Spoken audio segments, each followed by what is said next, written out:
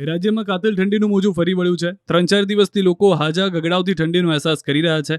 15 થી 20 કિલોમીટર પ્રતિ કલાકની ઝડપે પવન ફૂંકાઈ રહ્યા છે. ઉત્તર પૂર્વ તરફના પવનોની ગતિમાં વધારો થતા લોકો ધ્રુજી રહ્યા છે.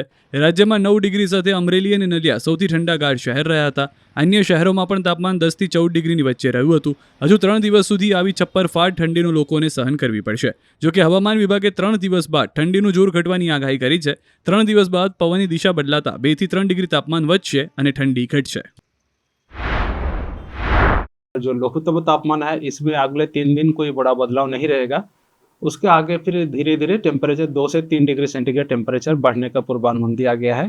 अहमदाबाद के लिए क्लियर स्काई आज का पूर्वानुमान है और जो लघुत्तम तापमान है 14 डिग्री सेंटीग्रेड के आसपास रहने का पूर्वानुमान दिया गया है.